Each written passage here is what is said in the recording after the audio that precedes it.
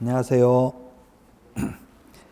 40페이지 중개계약 할 차례죠. 중개계약. 중개계약은 중개계약인지 거래계약인지를 구분해야 되겠습니다.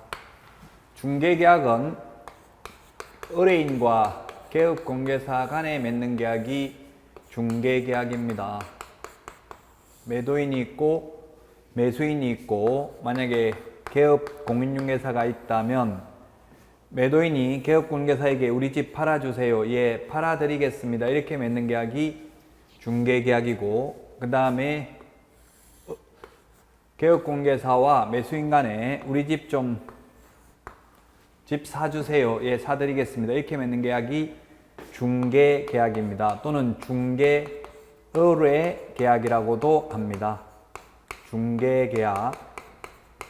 중개가 완성되었을 때 거래 당사자 간에, 매도인, 매수인 간에, 임대인, 임차인 간에 맺는 계약을 거래계약이라고 합니다. 거래계약.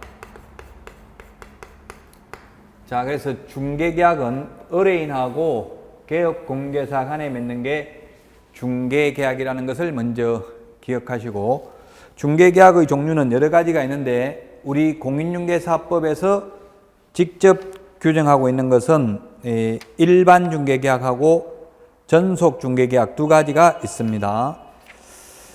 자, 먼저 그러면은 그 중개계약의 법적 성질 40페이지 양가로 2번에 보면 중개계약의 법적 성질을 보면, 법적 성질은 시험에는 거의 출제되지는 않습니다. 먼저 민사중개입니다. 상사중개가 아니라 민사중개입니다. 상사중개라는 것은 상행위를 중개하는 것을 상사중개라 하고, 상행위 이외의 것을 중개하는 것을 민사중개라고 하는데, 부동산중개, 직업중개, 혼인중개 이런 것들이 대표적인 민사중개계약이 되겠습니다. 그 다음에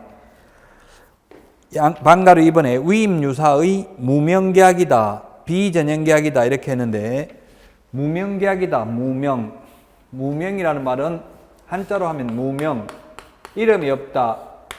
그 다음에 비전형계약이다, 비전형. 민법 법전에 형태가 없다고 해서 비전형계약입니다.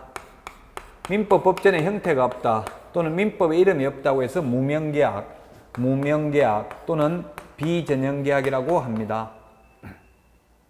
비전형계약. 그래서 민법 법전에 형태가 있는 전형계약은 14가지가 있습니다. 매매, 현상광고, 도급, 임치, 임대차 이런 것들 14가지가 있는데, 우리 중개계약은 민법 법전에 형태가 없다고 해서 비전형계약, 무명계약이라고 합니다. 앞으로 민법이 개정되면 이제 우리 중개계약도 전형계약으로 들어갈 가능성은 있습니다. 그러나 지금은 비전형계약, 민법 법전에 형태가 없다, 이름이 없다고 해서 무명계약이라고 합니다.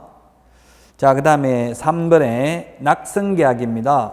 청약과 성낙의 의사표시에 의해서 성립되는 계약을 낙성계약이라고 합니다. 요물계약이나 요식계약이 아닙니다. 그래서 성낙만 하면 이루어지는, 청약과 성낙만 하면 이루어지는 계약이라고 해서 낙성계약입니다. 즉 우리 집 좀 팔아주세요, 예 팔아드리겠습니다, 이렇게 하면 성립하는 게 낙성계약입니다.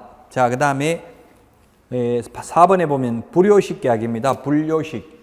요식행위가 필요 없습니다. 즉 구두로, 즉 말로 계약을 체결하거나 문서로 계약을 체결할 수도 있다, 이렇게 보시면 되겠습니다. 우리 이 유언 같은 것은 요식행위입니다. 엄격한 5가지 방식으로 유언을 해야 되지만, 이것은 구두로, 말로 중개계약을 할 수도 있고 서면으로 할 수도 있다는 뜻입니다. 현실적으로는 거의 대부분의 중개계약이 우리 지금 말로 하고 있죠. 우리 집 좀 팔아주세요, 그러면 개업공개사가 예 알겠습니다, 어디에 있는 집 얼마 받고 싶습니까, 뭐 확장한 거 있습니까, 이렇게만 물어보고 매물 접수대장에 적고 현실적으로 이렇게 하고 있죠. 그 다음에 방가로 5번에 유상계약입니다. 무상이 아니고 유상입니다. 중개 보수를 지급하기 때문에 유상계약이라고 합니다. 무상이 아니고, 그 다음에 쌍무계약이다. 그 다음에 특수한 조건부 쌍무계약, 특수한 쌍무계약이다. 쌍무계약의 반대가 편무계약입니다. 쌍무계약이라는 것은 쌍방의 의무가 서로 대가적인 관계에 있는 것을 쌍무계약이라고 합니다. 자, 그래서 쌍무계약이라고 했는데, 쌍무계약이 되려면 개업공개사가 반드시 거래를 성사시킬 의무는 없고, 성사시키기 위해서 선량한 관리자의 주임으로서 노력을 할 의무는 있고요. 거래가 성사되면 의뢰인은 개업공개사에게 중개보수를 지급할 의무가 있기 때문에 조건부 쌍무계약, 특수한 쌍무계약이라고 합니다. 반드시 계약을 성사시킬 의무는 없죠. 편무계약에 가까운 쌍무계약입니다. 쌍무라는 것은 쌍방의 의무가 있는 것을, 대가적인 관계에 있는 것을 쌍무계약이라고 합니다. 편무계약이 아니라 쌍무계약이다. 이건 민법의 계약법에서 나오는 이야기고, 우리 중개실무에는 거의 시험에 출제되지는 않습니다. 자, 그 다음에 40페이지 양가로 3번 중개계약의 유형이라고 나와 있는데, 중개계약의 유형, 종류를 말하는 거죠. 우리 책에는 여기는 적어 놓지 않았습니다. 중개계약의 유형이 예를 들면 독점 중개계약, 전속 중개계약, 공동 중개계약 이런 것들이, 순가 중개계약 이런 것들이 중개계약의 유형입니다. 종류가 되겠습니다. 양가로 4번 중개계약의 종료 사유입니다. 중개계약의 종료 사유가 아직까지 시험에 출제된 적은 없습니다. 즉 중개계약이 뭡니까? 우리 집 팔아주세요. 예, 팔아드리겠습니다. 이게 중개계약인데, 이게 종료되려면 가장 대표적인 것은 계약 성립입니다. 계약 성립. 계약이 성사되면은 방가로 2번이 되겠죠. 중개 완성되면, 집 팔아달라고 했는데 팔렸다면 중개계약은 이제 종료됩니다. 그 다음에 시험에는 안 나오지만 상식적으로 보면 1번에 유효기간 경과입니다. 만약에 전속 중개계약을 3개월만 체결했는데 3개월 동안 만약에 계약 성사를 못 시켰다면 이제 중개계약은 종료되겠죠. 그 다음에 중개계약의 해지, 해제, 이 위임과 유사하기 때문에 언제든지 당사자 일방은 해지할 수 있습니다. 중개계약을. 해지, 해제는 민법에서 하죠. 조금 다르기는 합니다만, 해지는 장래 효력을 소멸시키는 겁니다. 그래서 계속적 계약은 해지합니다. 언제든지 해지할 수 있습니다. 위임과 유사하므로. 자, 그 다음에 4번에 보면 개업공개사의 사망, 중개법인의 해산입니다. 개인이 사망하거나 법인이 해산하면은 중개계약은 종료됩니다. 당사자가 사망했다면 팔아달라 한 게 의미가 없죠. 그 다음에 5번에 당사자의 계약 당사자 사망, 6번 이행불능 목적물의 멸실, 이렇게 되면 중개계약이 종료될 겁니다. 중개계약이라는 게 의뢰인과 개업공개사 간에 맺는 게 중개계약이라고 했습니다. 자, 그러면 40페이지 맨 밑에 일반 중개계약이라는 말이 우리 법에 있습니다. 법 22조에 보면 중개 의뢰인은 맨 밑에서 세 번째 줄, 중개 의뢰 내용을 명확하게 하기 위하여 필요한 경우에는 개업공개사에게 국토교통부령이 정하는 바에 따라 다음 각 사항을 기재한 일반 중개계약서 작성을 요청할 수 있다. 요청해야 한다가 아니라 할 수 있습니다. 요청을 받은 의뢰인은 그 요청을 거부할 수도 있습니다. 자, 그러면 41페이지 이제 요 동그라미 1, 2, 3, 4번 메뉴에 있는 거, 요게 시험에 간혹 출제됩니다. 이 네 가지 사항을 기재한 일반 중개계약서 작성을 요청할 수 있습니다. 그 네 가지가 뭐냐 하면은 첫 번째 동그라미 1번 물가수준입니다. 물가수준. 중개 대상 물의 위치 및 규모, 요거는 시험에 3년에 한 번 정도 출제됩니다. 거래 예정 가격, 그 다음에 중개 보수, 의뢰인과 개업공개사가 준수하여야 할 사항, 이 네 가지 사항을 기재한 일반 중개계약서 작성을 의뢰인이 개업공개사에게 요청할 수 있습니다. 요청받은 개업공개사는 그 요청을 거부할 수도 있습니다. 그래서 현실적으로는 이런 요청을 거의 안 하고 구두로 말로 계약 체결하고 있죠. 우리 집 팔아주세요 하면 개업공개사가 예 알겠습니다. 매물 접수대장 꺼내가지고 얼마 받고 싶습니까? 연락처 주세요. 손님 오면 연락 드리겠습니다. 이렇게 해가지고 현실적으로 거의 99%가 관행적으로 현실은 구두로 중개계약을 체결하고 있습니다.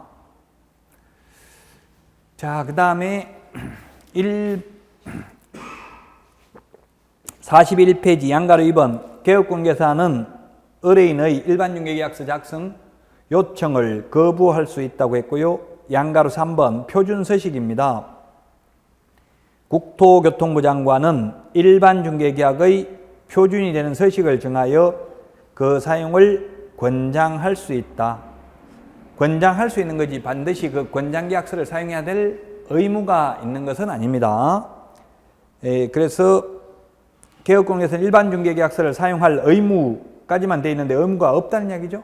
우리 교재 양가로 3번에 두 번째 줄에 보면 개업공개사는 일반중개계약서를 사용할 의무 이렇게 되어 있는데 의무는 없습니다.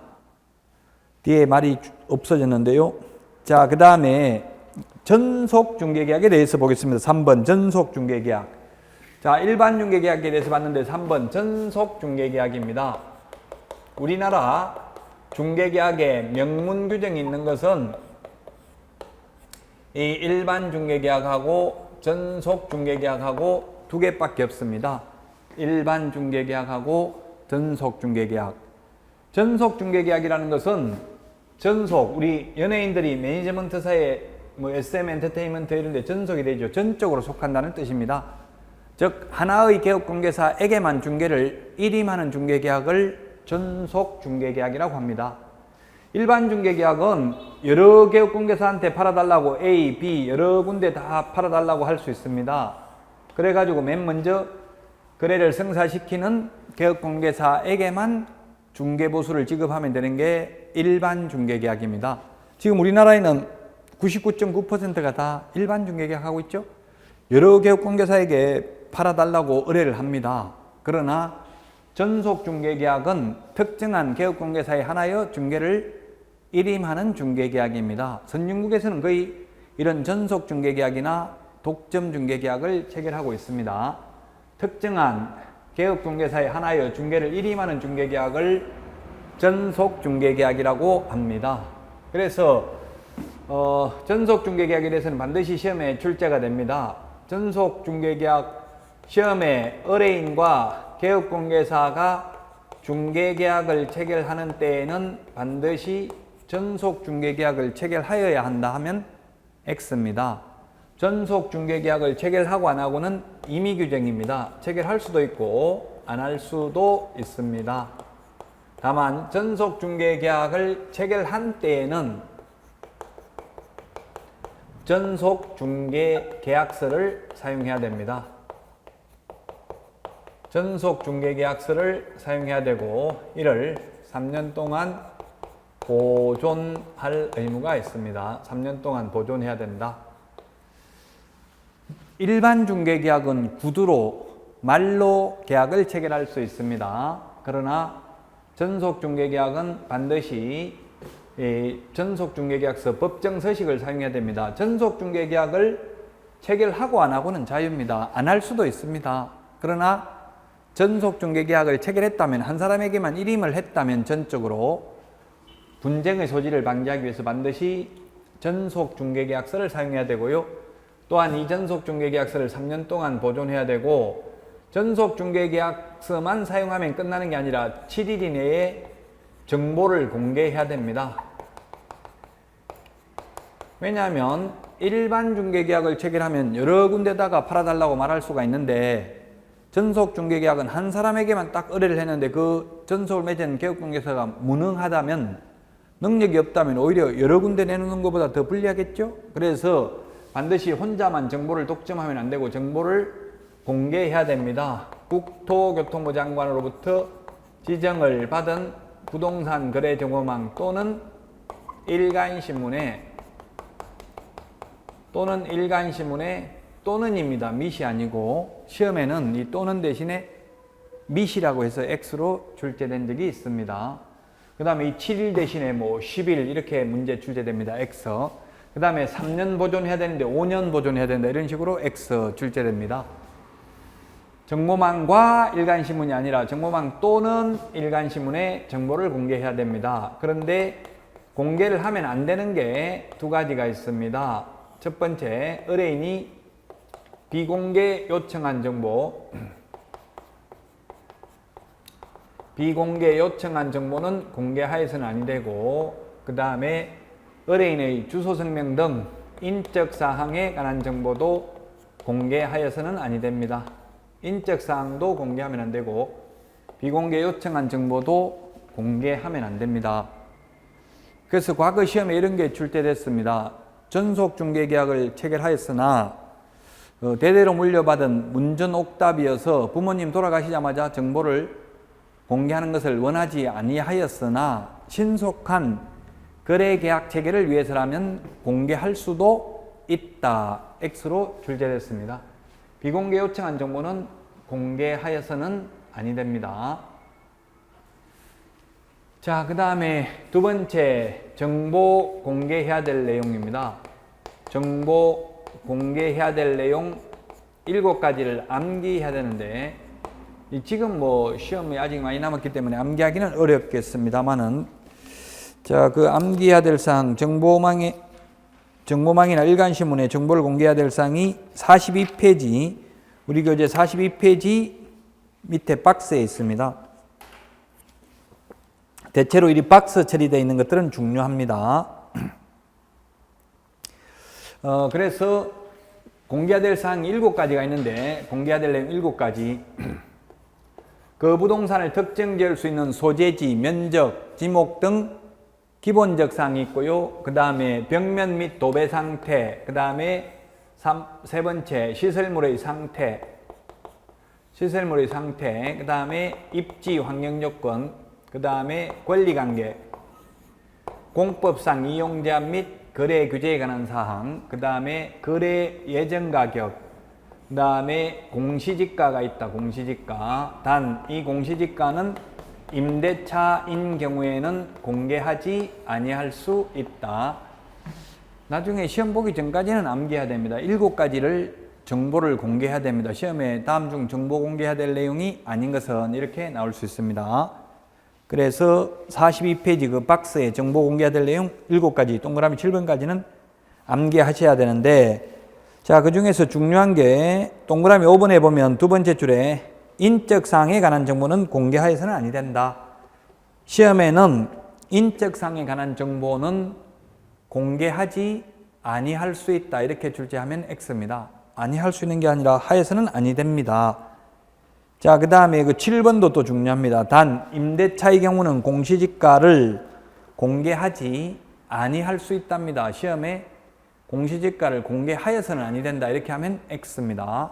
아니할 수 있다는 말은 할 수도 있습니다. 해도 위반은 아닙니다.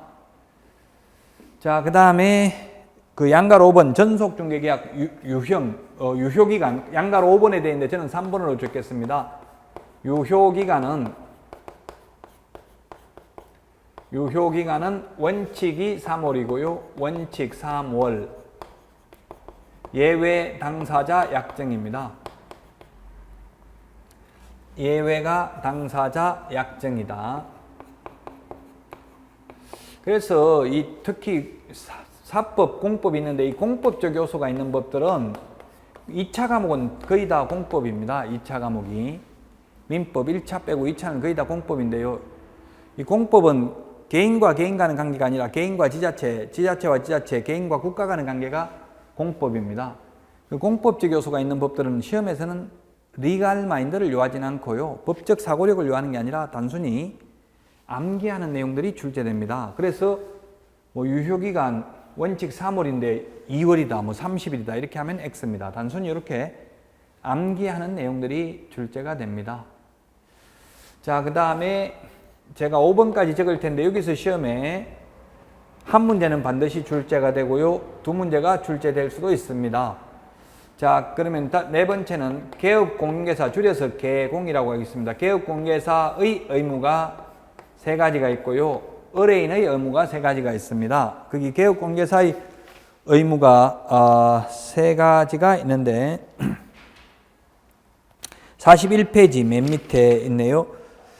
개업공개사의 의무 세 가지. 첫 번째, 전속중개계약 체결함 7일 이내에 정보망 또는 일간신문에 정보를 공개하여야 합니다. 7일 이내에 정보 공개해야 됩니다. 일간신문 또는 협회보에 공개합니다. 일간신문 또는 협회보가 아니라 일간신문 또는 정보망입니다. 둘 중에 한 군데의 정보를 공개합니다. 공개하고 나면 공개한 사실을 지체 없이 의뢰인에게 문서로 통지해야 됩니다. 문서로 통지해야 되고요. 그 다음에 2주일에 1회 이상 2주일에 1회 이상 업무 처리 상황을 통지해야 됩니다.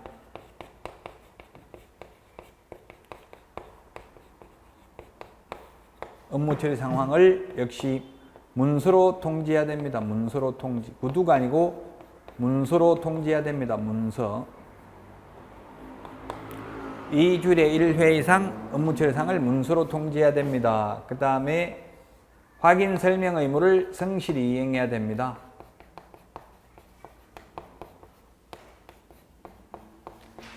(2주일에 1회) 이상 대신에 시험에 일주일에 2회 이렇게 하면 X입니다. 2주일에 1회 이상 업무 처리사항을 구두로 통지한다. 그 통지 방법에는 아무런 제한이 없다. 이렇게 다 X로 출제됐습니다. 반드시 문서로 통지해야 됩니다. 41페이지 맨 밑에 있습니다. 문서로 통지해야 된다. 그 다음에 비공개 요청한 정보는 물론 공개하면 안 되겠죠. 그래서 시험에 7일 이내 정보 공개를 10일 이내 정보 공개 이렇게 X 하면 X입니다.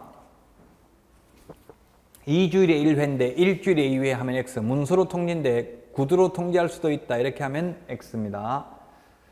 그리고 확인 설명 의무를 이행하라고 되어 있는데 그러면 잘못 생각하면 일반 중개계약을 체결했을 때에는 확인 설명을 안 해도 되고 전속 중개계약을 체결했을 때에만 확인 설명하면 된다. 이렇게 하면 X입니다.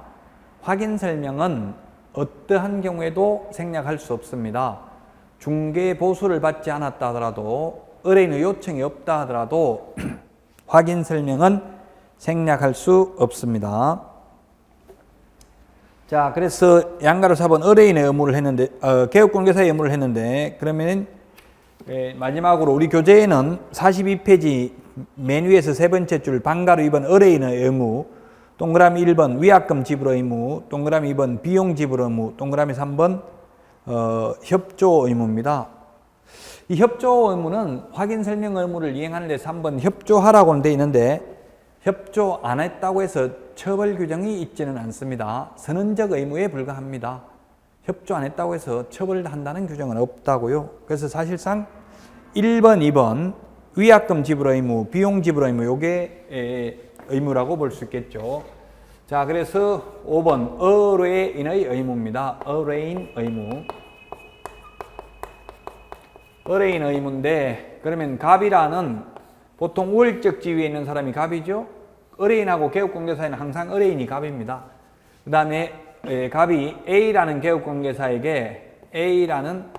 개업공개사에게 전속 중개계약을 체결했습니다. 내가 A 개업공개사에게만 물건을 팔아달라고 맡길 테니까 책임지고 팔아주시오 이렇게 했습니다. 그래 해놓고는 A 개업공개사가 아닌 다른 전속을 맺은 개업공개사가 아닌 다른 B 개업공개사에게 중개를 의뢰하여 거래한 경우입니다. 거래한 경우. 거래가 안 되면 아무리 많이 의뢰를 해도 위약금을 지불하지 않습니다. 거래한 경우에는 갑이 A에게 지불하여야 할 보수, 중개보수의 100%에 해당하는 위약금을 A 개업공개사에게 갑이 지급해야 됩니다. 즉 A한테만 전적으로 맡길 테니까 팔아주시오 해놓고 다른데 또 팔아달라고 말해가지고 거래가 이루어지면 이 B가 거래를 성사시켰다면 A 개업공개사에게 위약금을 중개보수에 해당하는 위약금을 지불해야 됩니다. 만약 A가 거래를 성사시키면 100만 원 받기로 되어 있다면 B가 거래를 성사시켰다 하더라도 A가 100만 원 받을 수 있습니다. 그렇게 하려면 전속중개계약서를 문서로 작성해놔야 되겠죠? 그래야만 받을 수 있을 것입니다. 이론적으로 이렇게 공부는 하고 있지만 현실적으로 저는 아직까지 이런 경우는 한 번도 위약금 주는 경우를 본 적은 없습니다. 왜냐하면 현실적으로 전속중개계약을 거의 하지는 않기 때문에 그렇습니다. 그래서 여러분들은 가급적이면 전속중개계약을 체결해야 되고 앞으로도 이 중개계약을 문서로 시험에 만약에 아까 일반 중개계약도 있고 전속 중개계약도 있는데 시험에 전속 중개계약을 체결하면 의뢰인한테 유리할까요? 아니면 개업공개사에게 유리할까요? 한 사람에게만 딱 맡겼다면 얼핏 생각하면 개업공개사에게만 유리할 것 같은데 시험에 나오면 개업공개사와 의뢰인 모두에게 다 유리합니다. 개업공개사는 중개보수가 확보되어서 유리하고요. 의뢰인은 또 서비스를 제공받을 수 있기 때문에 유리합니다. 만약에 갑이 여러 개업공개사에게 막 팔아달라고 했다면은 이 개업공개사들이 전부 다 빨리 거래 성사시키려고 서비스를 제공하지 않고 사기칠 가능성이 많다고요. 지금 너무 비쌉니다. 싸게 팔아라 하고 이렇게 해가 빨리 거래만 성사시키려고 해요. 그래서 문서로 전속중개계약을 체결하는 것이 의뢰인, 개업공개사 모두에게 유리한 중개계약입니다. 일반 중개계약은 여러 사람에게 내놓지만 분쟁의, 소송의 초대장이라는 말이 있을 정도로 분쟁의 소지가 높다. 자, 그 다음에 A 개업공개사가 소개시켜준 을과 A 개업공개사를 배제한 채 의뢰인들끼리 직접 다이렉트로 계약을 체결했다 하더라도 역시 중개보수에 해당하는 42페이지 위에서 5번째 줄 동그라미 1번에 동그라미 기억이 바로 여기 1번이고요. 동그라미 니은이 이게 지금 동그라미 2번입니다. 자, 니은을 읽어보면 뭐라고 되어 있냐면 개업공개사를 배제하고 개업공개사가 소개한 상대방과 직접 거래한 경우입니다. 이런 경우 많이 있어요. 예를 들면 갑이 팔아달라고 내놓으러 왔습니다. 그러면 을도 집 보고 싶다고 합니다. 그래서 A 개업공개사가 두 사람을 데리고 매도인 집에 갔습니다. 구경했습니다. 구경하고 을은 마음에 안 든다 또는 생각해 보겠습니다. 이렇게 해놓고는 그 다음날 개업공개사 배제하고 직접 가서 우리끼리 하자. 개업공개사한테 가서 하면 중개보수 지급해야 되니까 이렇게 할 수도 있겠죠. 이렇게 개업공개사를 배제한 채 둘이 직접 다이렉트로 계약을 체결했다 하더라도 역시 중개보수에 해당하는 위약금을 A 개업공개사에게 지불하여야 합니다. 자, 그 다음에 세 번째가 42페이지 위에서 10번째 줄 동그라미 2번 비용지불 의무입니다. 그게 뭐냐면 비용지불 의무는 뭐냐 하면 전속중개계약 유효기간 내에 의뢰인 스스로 거래한 경우입니다. 이런 경우에는 위약금이나 중개보수는 지급하지 않습니다. 단지 소요된 비용만 지불합니다. 42페이지 위에서 한 10번째 줄 동그라미 2번에 보면 비용 지불 의무인데 전속중개계약 유효기간 내에 스스로 발견한 상대방과 거래한 경우에는 중개수수료의 50%에 해당하는 금액의 범위 안에서 개업공개사가 중개행위를 함에 있어서 소요된 비용을 지불하여야 한다. 중개수수료는 중개보수로 고치시기 바랍니다. 중개수수료라는 말이 보수로 바뀌었습니다. 올해 보수 똑같은 의미인데 다만 용어만 바꿨습니다. 수수료라고 하면 장사꾼 같은 느낌이 든답니다. 그래서 좀 품위를 유지하기 위해서 보수라는 말로 바꿨습니다. 자, 그러면 동그라미 2번 그게 다시 한번 읽어보면 이게 뭐냐면 중개보수의 50% 범위 내에서 개업공개사의 소요된 비용을 지불하되 사회통념상 상당하다고 인정하는 비용에 하나여 지급한다 이렇게 했기 때문에 이 셋 중에서 가장 낮은 거 하나밖에 못 받습니다. 만약에 중개보수가 100만 원입니다.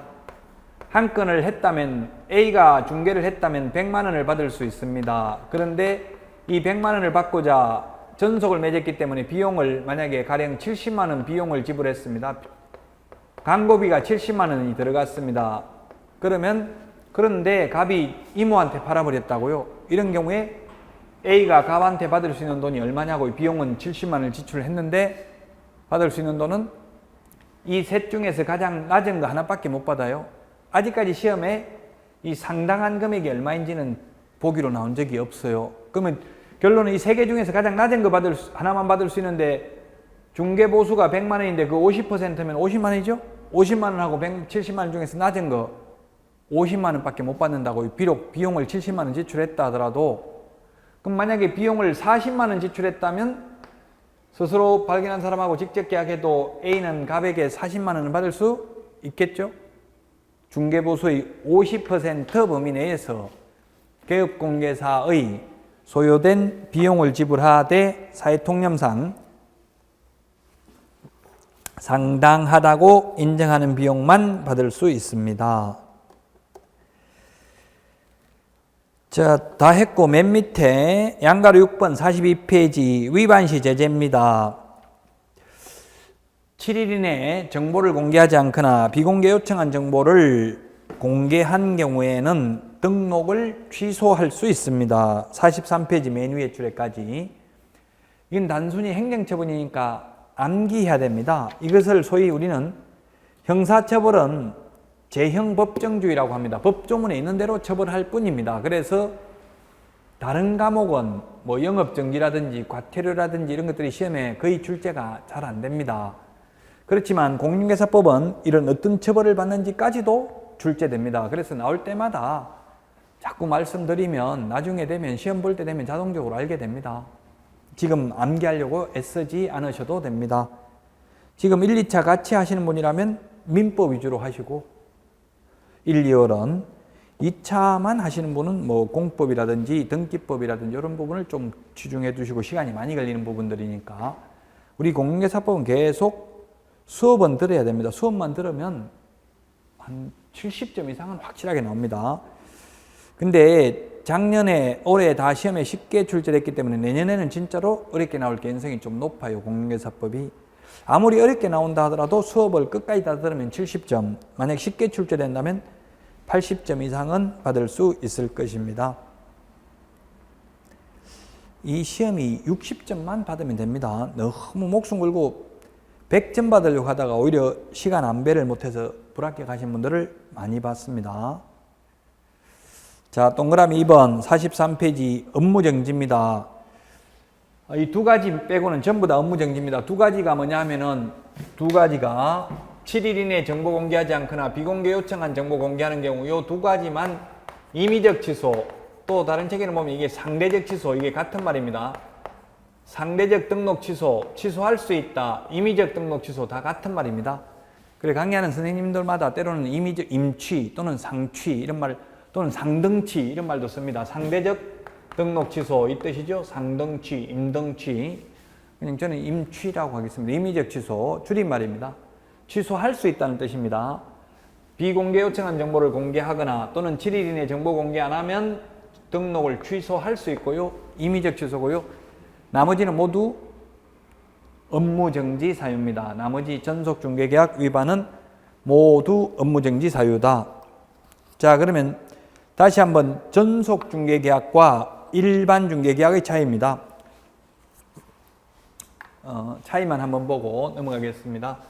일반중개계약은 A라는 의뢰인이 있으면 A가 여러 개업공개사에게 갑, 을, 병 여러 개업공개사에게 중개를 의뢰할 수 있습니다. 이렇게 해서 이 중에서 가장 먼저 거래계약을 성사시킨 개업공개사에게만 중개보수를 지급하면 되는 게 일반중개계약입니다. 전속중개계약은 A라는 의뢰인이 특정한 개업공개사, 여기는 갑이라고 의뢰인을 했었네요. 뭐 갑이나 A나 이거는 중요하지 않으니까 어쨌든 이게 의뢰인이고 A라는 의뢰인이 특정한 갑이라는 개업공개사에게만 중개를 일임하는 중개계약을 전속중개계약이라고 합니다. 우리 연예인들 소녀시대가 SM 엔터테인먼트에 전속되어 있기 때문에 다른 데는 출연할 수가 없죠. 그런 것처럼 우리도 특정한 개업공개사에게만 중계를 일임하는 중계계약을 전속중계계약이라고 합니다.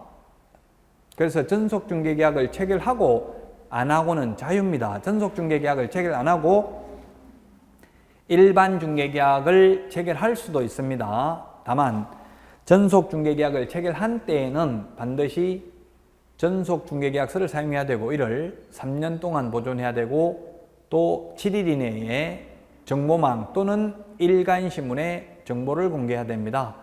다만 비공개 요청한 정보는 공개하여서는 아니 되고 의뢰인의 주소, 성명 등 인적사항에 관한 정보도 공개하여서는 아니 됩니다. 자, 그러면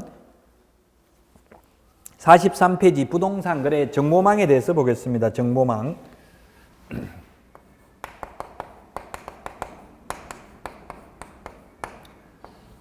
부동산 거래 정보망이라는 것은 A 개업공개사와 B 개업공개사 간의 정보를 공유하는 체계를 정보망이라고 합니다. 현실적으로 지금 개업공개사들이 현실적으로 제가 조금 전에 했던 전속중개계약을 체결하는 개업공개사들은 거의 없습니다. 현실적으로 거의 다 일반 중개계약을 체결합니다.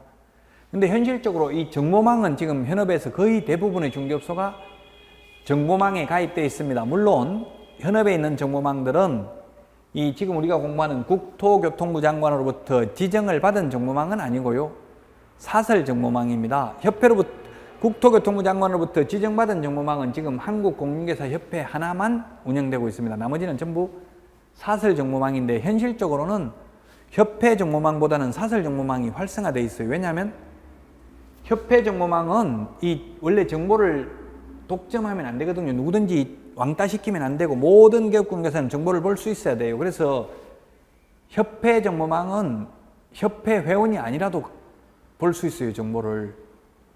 그래서 오히려 이 협회 정보망은 그래서 활성화가 안 돼 있고요. 사설 정보망이 굉장히 활성화되어 있어요. 예를 들면 뭐 거의 제가 있는 동네에는 지금 경기도 군포시인데요. 군포회라는 게 있어요. 군포회. 친목회를 만들어가지고 있어요. 군포회. 이렇게 해가지고. 친목회를 만들어가지고 여기에 한 300여 개업공개사들이 자기들이 부동산 그 서버 사용료 내고 이게 정보망을 만들었어요. 만들어가지고 회비를 한 달에 한 2만 몇천 원 받아요. 그래가지고 2만 몇천 원 받아가지고 이게 신규로 회원 가입하려고 하면 막 1,000만 원, 2천만 원 받고 그래요. 가입비를. 그렇게 해가지고 자기 회원들끼리만 정보를 공유하고 비회원업소는 못 보게 막아놨어요. 그래서 비회원업소를 왕따시키고 이렇게 합니다. 그러다가 그 내부자가 이게 임원들이 엄청나게 돈을 많이 벌어요. 비리가 많다고요. 왜냐면 신규 회원들한테 몇 천만 원 받으니까 그거 가지고 돈 때문에 싸워가지고 내부 고발이 돼가지고 지금 공정거래위원회로부터 독점규제 및 공정거래에 관한 법률 위반으로 과징금 처분을 받았어요. 그 해체라 이거 왕따 시키면 안 된다. 공정거래법 위반이다. 그렇게 하고 있는데 현실적으로는 이런 사설 정보망이 다 있습니다. 지금 어느 지역이든지. 이게 사설 이 정보망에 가입되어 있으면 중개업소 권리금이 2천만 원은 더 비쌉니다. 비회원업소는 권리금이 만약에 1,000만 원이라면 이런 회원업소는 권리금이 3천만 원 이렇게 됩니다. 그래도 만약에 여러분들이 신규로 개업을 하려면 회원업소를 인수할 수밖에 없어요. 왜냐하면 처음에 오픈했는데 이 정보가 아무것도 물건이 없잖아요. 근데 이 정보망이 있으면은 이 정보망 안에 아침에 중개사무소 출근해가지고 컴퓨터 켜면 정보망부 자동적으로 그냥 컴퓨터가 켜지면 이 정보망이 뜨도록 돼 있어요. 그럼 거기에 매물이 쫙 나온다고 해서 신규로 입력을 하면 맨 위에 올라가 있어요. 이제 현업에 있는 분들한테 강의할 때는 그런 것도 합니다만은 오래된 물건들은 새로 업데이트를 해야 돼. 오래되면 뒷페이지로 밀려버리잖아요. 그럼 아무도 안 봐요. 뒷페이지까지 잘 안 보거든요. 보통 보면 맨 앞에 것만 보잖아요. 그래서 1등하고 2등하고는 천지차예요. 뭐 카카오톡, 마이피플 이런 거 SNS도 많은데 마이피플은 서비스 중단했어요. 왜냐하면 카카오톡이 워낙 1등을 하니까 1등만 살아남는 거예요. 그 뭐냐면 맨 위에 올라가 있어야만 첫 페이지에 있어야만 이걸 보지. 물건이 어떻게 되냐면 이게 이제 현실적인 거 이야기하는 거예요. 좀 이해를 돕기 위해서 지금은 여러분들이 또 시험 보려면 아직 시간이 좀 있으니까 그래서 어떻게 되냐면 이 컴퓨터 모니터 화면이 이렇게 있으면은 이게 이 한 줄에 정보 다 공개되어 있어요. 한 줄에 공개하니까 아까 7가지 정보 공개해야 된다고 했잖아요. 현실적으로 가서 보면은 7가지 공개 안 돼 있어요. 뭐 무슨 아파트 하면 몇 평짜리, 몇 제곱미터다, 가격 얼마다, 뭐 확장했다, 올 수리, 전망 굿 이런 것만 돼 있어요.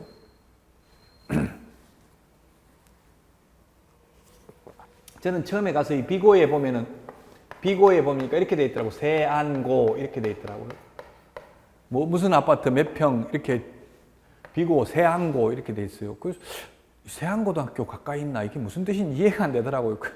나중에 알고 보니까 이게 세안고 전세 끼고 내놓은 거다 그런 뜻이래요. 그 정보망에 이런 식으로 올라와 있어요. 비고에 간단하게 한 줄밖에 없어요. 전망굿, 올수리 이런 것밖에 없어요. 사실상 실제로는 뭐 이게 내외부 시설물의 상태, 권리관계 이런 거 권리관계 이런 거 다 해야 되는데 권리관계는 어느 정도 돼 있죠. 건재당 얼마, 융자 얼마 있다 이런 거는 공개돼 있어요. 융자 얼마 돼 있다.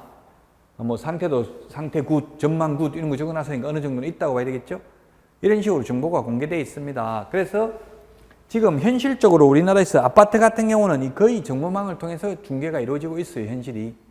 전속 중개 계약은 하지 않고 있는데 자 이게 정보망입니다. 그래서 만약에 A개업공개사에게 매도인이 우리 집 팔아주세요 이렇게 하면 A개업공개사가 빨리 거래를 성사시키려고 매물을 올렸습니다. 그러면 이 매물을 볼 수 있는 사람은 개업공개사만 가능해요. 일반인들은 볼 수가 없어요.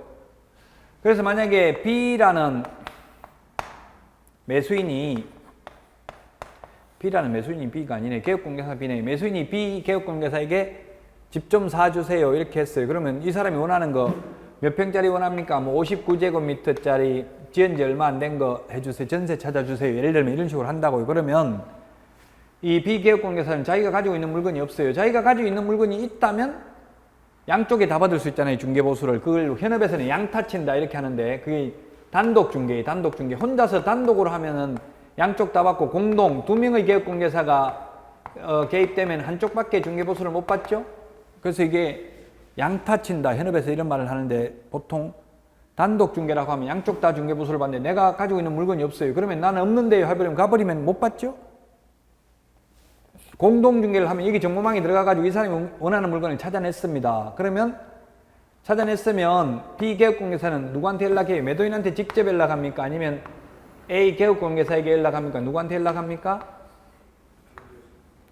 매도인 연락처가 없어요. 아까 인적사항에 관한 정보는 공개하면 안 된다고 했어요. 그 인적사항을 공개하면 의뢰인의 주소, 성명 등 인적사항에 관한 정보는 공개하여서는 아니 된다고 했는데 공개하면 사생활 침해 우려보다는 오히려 중개보수를 받을 수가 없어요. A가 정보는 공개해놓고 딴 사람이 다른 개업공개사가 직접 매도인한테 전화해버리면 이 사람 배제시키고 정보 공개한 사람 배제시키고 중개보수를 받아도 알 길이 없겠죠.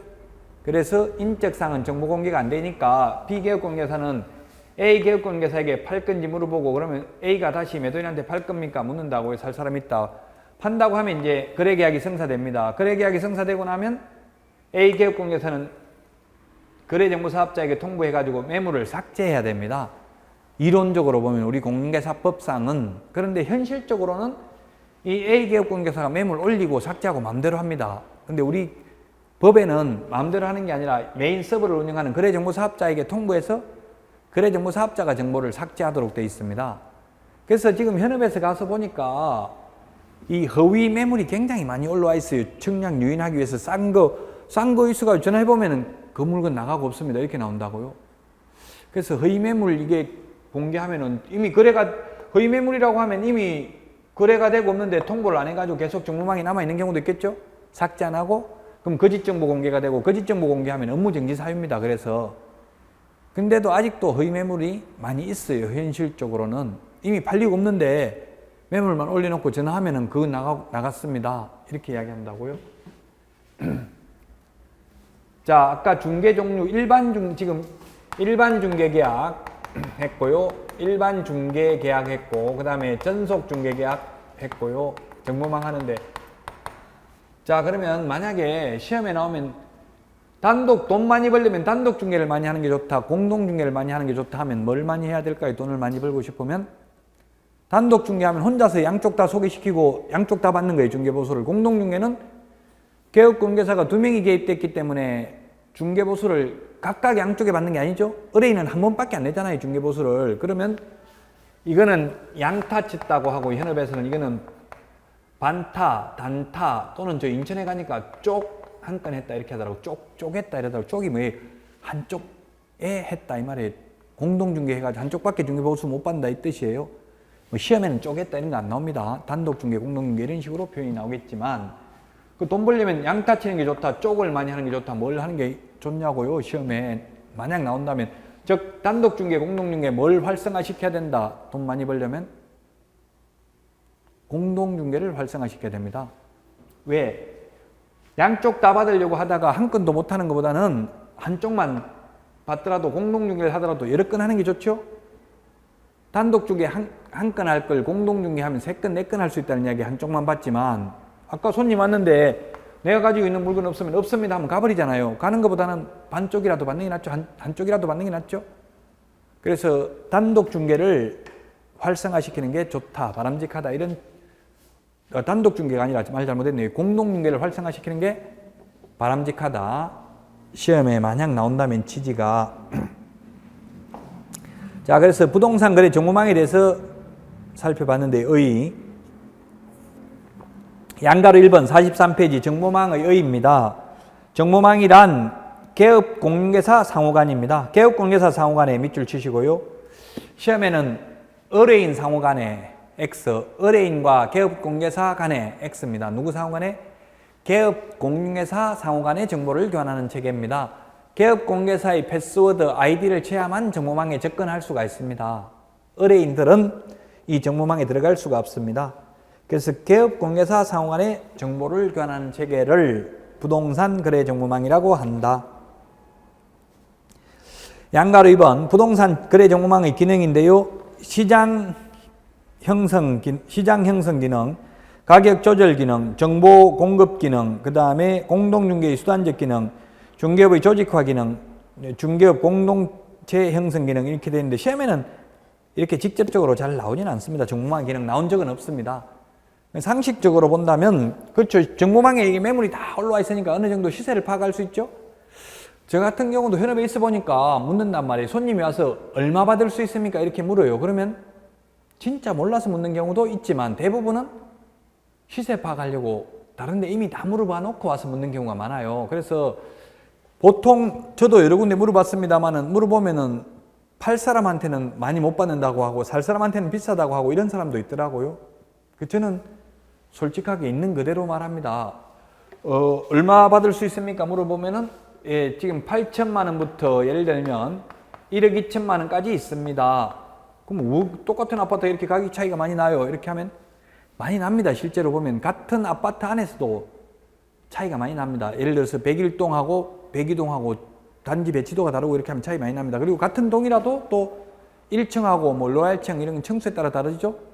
가격 차이 날 수 있어요. 그래 지금 뭐 8천만 원짜리도 있고 1억 2천만 원짜리도 있습니다. 그래서 만약에 빨리 파시려면은 지금 나와 있는 8천만 원보다 더 낮게 내놓으시면 더 빨리 나가실 거고, 여유가 있으시면 뭐 1억 2천보다 비싸게 내놔도 되긴 합니다. 일단 나오셔서 한번 상담을 해보시죠. 이렇게 저는 바른 대로 이야기해 줍니다. 실제로 이게 보면 정보망에 보면 다 알 수 있잖아요. 매물 올라와 있는 게 실제로 이렇게 차이가 많이 나거든요. 심지어 같은 아파트 안에서도 단지 안에서도 1억까지도 차이 납니다. 그러면 뭐 저 같은 경우는 있는 그대로를 말을 했는데 보통 자꾸 거짓말 하면은 공신력이 실추돼요. 전화해가지고 전화로 물어보는 경우가 많으니까. 자, 그래서 부동산 거래 정보망은 개업공개사 상호간의 정보를 교환하는 체계라는 것까지 봤고요. 43페이지 2번 거래정보사업자 지정, 부동산 거래정보사업자 지정부터는 쉬었다가 하도록 하겠습니다.